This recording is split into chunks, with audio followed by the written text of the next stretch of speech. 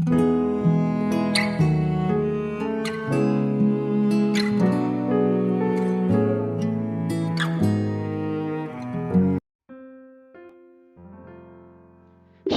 shalom saudaraku.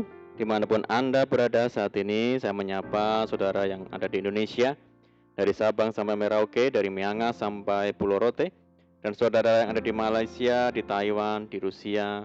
Senang berjumpa kembali menjumpai saudara semua pada saat ini. Saya percaya kita semua tetap dalam kasih dan perlindungan Tuhan kita, Yesus Kristus. Haleluya. Selamat datang kembali di channel Pokok Anggur bersama saya, Yosia Krispianto. Mari saudara, sebelum kita bersama-sama merenungkan firman Tuhan, terlebih dahulu kita akan berdoa.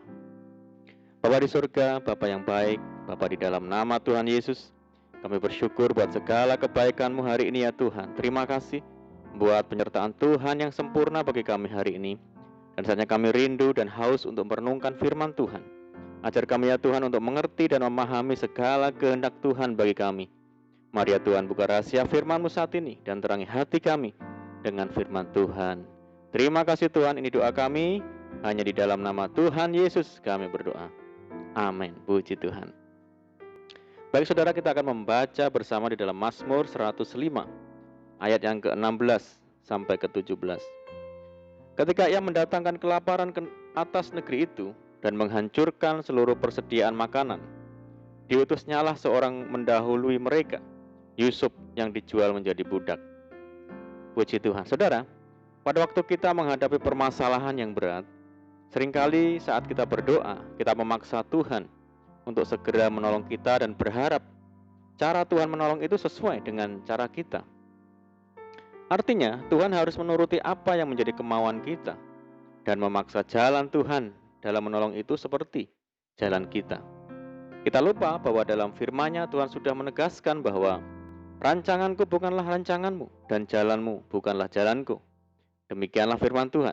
Seperti tingginya langit dari bumi, demikianlah tingginya jalanku dari jalanmu, dan rancanganku dari rancanganmu. Oleh karena itu, kita sebagai orang percaya harus memiliki iman dan penyerahan diri sepenuhnya kepada Tuhan, dan tunduk kepada rancangan dan otoritas Tuhan yang memiliki hidup kita, saudara. Ketika bangsa Israel dilanda kelaparan yang dahsyat, Tuhan menyelamatkan umatnya ini dengan caranya yang di luar pemikiran manusia atau di luar nalar manusia, sehingga manusia tidak dapat mengerti dan menjangkau pikiran Tuhan. Bukankah Tuhan sanggup mendatangkan kesuburan tanah di Kanaan tanpa harus mengirim Yusuf ke Mesir dengan cara yang sedemikian unik? Namun Tuhan tak menempuh jalan yang dapat direka-reka manusia, saudara. Tanah Kanaan ketika itu akan mengalami kelaparan yang dahsyat, dan Tuhan telah mengetahui apa yang akan terjadi jauh sebelum saat itu. Yusuf yang pada waktu itu masih berusia belia, yaitu sekitar 17 tahun, diutus Tuhan untuk ke Mesir demi menyelamatkan bangsa dan juga sanak saudaranya. Untuk sampai ke Mesir, Yusuf harus melewati perjalanan hidup yang penuh liku-liku dan derita. Pada akhirnya Tuhan membuat segala sesuatu indah pada waktunya. Tertulis, "Engkaulah menjadi kuasa atas istanaku, dan kepada perintahmu seluruh rakyatku akan taat. Hanya tahta inilah kelebihanku daripadamu." Selanjutnya Firaun berkata pada Yusuf, "Dengan ini aku melantik engkau menjadi kuasa atas seluruh tanah Mesir." Ketika itu Yusuf berumur sekitar 30 tahun. Yusuf pun mengurus tanah Mesir sehingga negeri itu makmur dan berlimpah bahan makanan.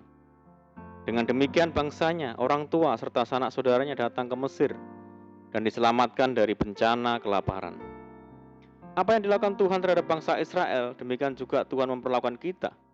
Karena kita umat kesayangannya, saudara. Tuhan punya cara yang unik untuk menolong kita, saudara. Bahkan kita tidak mampu menyelami pikirannya.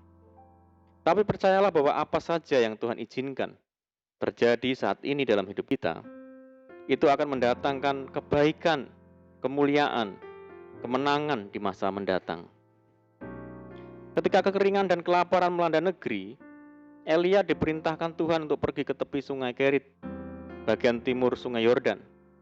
Di sana dia minum dari anak sungai, dan Tuhan memerintahkan burung gagak untuk memberinya makan. Tertulis, pada waktu pagi dan petang, burung-burung gagak membawa roti dan daging kepadanya, dan ia minum dari sungai itu.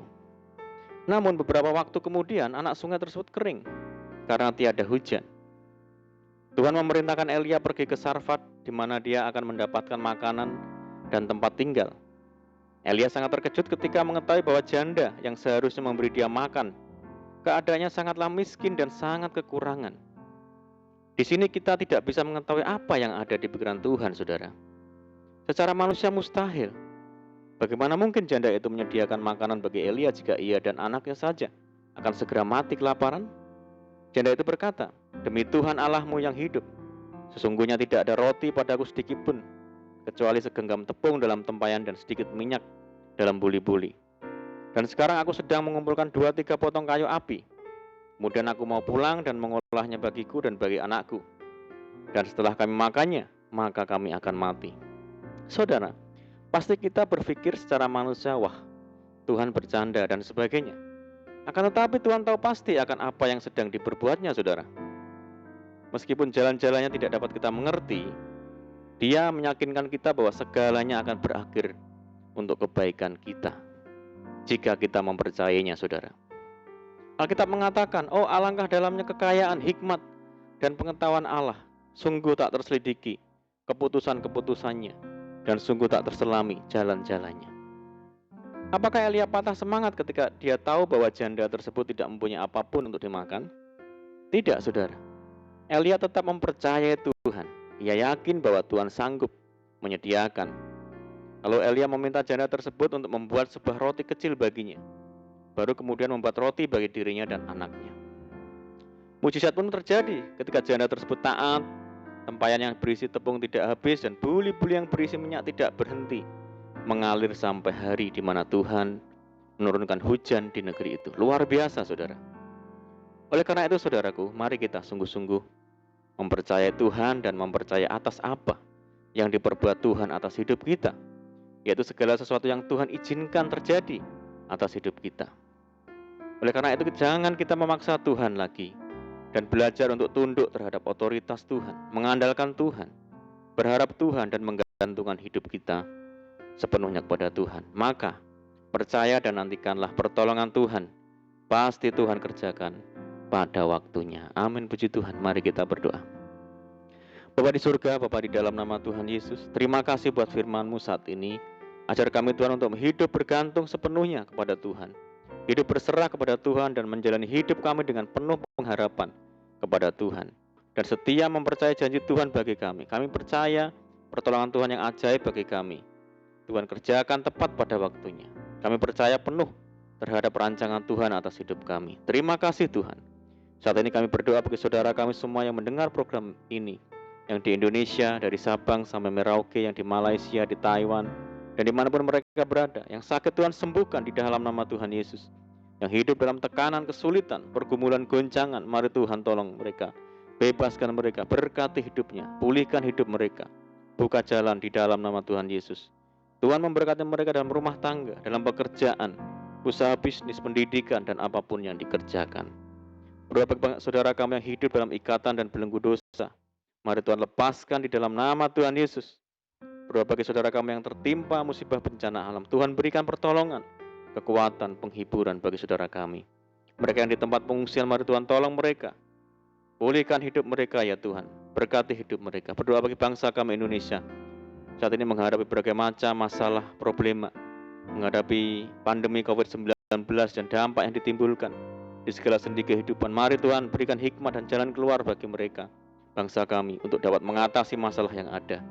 Dan kerinduan kami mohon belas kasihan Tuhan, kiranya pandemi global ini segera berakhir, sehingga kami boleh kembali lagi hidup normal dan menjalankan aktivitas secara normal kembali. Terima kasih Tuhan, ini doa kami.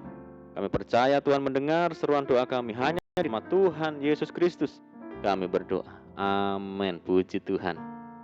Puji Tuhan, saudara kita sudah berdoa. Saya percaya saat ini kita dikuatkan dan diberkati. Mari saudara kita tetap semangat di dalam Tuhan. Jangan berputus asa. Tetap berdoa, bersuka cita senantiasa, sebab di dalam Tuhan kita sanggup melakukan segala perkara. Selamat malam dan selamat beristirahat. Doa saya menyertai saudara semua. Tuhan Yesus memberkati. Haleluya.